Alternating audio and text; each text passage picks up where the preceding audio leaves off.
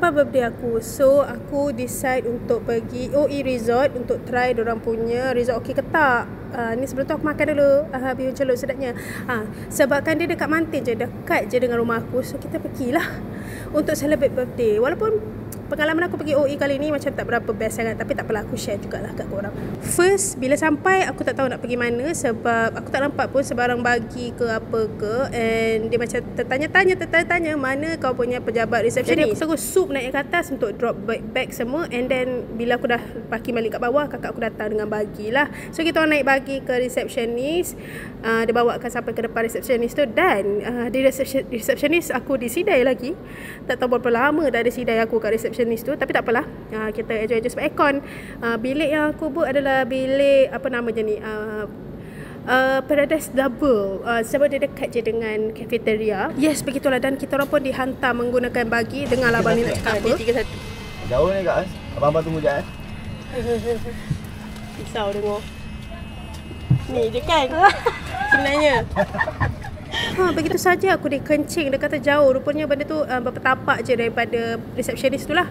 Dia hantar. Lepas tu dia naik bagi. Lepas tu okey, dah sampai dah depan bilik. So aku nak tunjuk lah kat korang bilik yang aku ambil ni. Dia 2 tingkat, tapi dekat daripada luar tak nampak pun 2 tingkat dia. Begitulah, dia macam rahsia lepas sebab dia ada tangga. So dekat bawah dia ada 2 katil single lah. Dia ada provide of coffee and so on. Tapi ada semut dekat situ. Oh my god. And toilet dia pun not bad, very bersih, and also facility dia banyak. And then kita naik ke tingkat atas, ada satu tilam queen lah. So aku dengan kakak aku tidur kat atas ni. Lepas tu kita orang pun tunggulah nak pergi mandi kolam. Tiba-tiba hujan punya hujan. Tak apalah, kita enjoy lah macam mana pun keadaan dalam hujan ni. Inilah rupa dia daripada bilik. Ingatkan bila berhenti hujan, rupanya lah kita hujannya. Tunggu. Okey dah, hujan dah tak rebat dah. Kita pun geraklah ke kolam. Kolam dia sampai pukul 10 malam tak korang boleh mandi.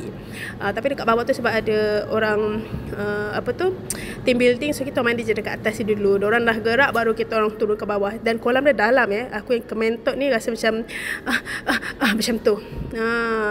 Tapi itulah masalahnya, dia punya tile ni banyak yang tercabut macam ni. Bahaya ya.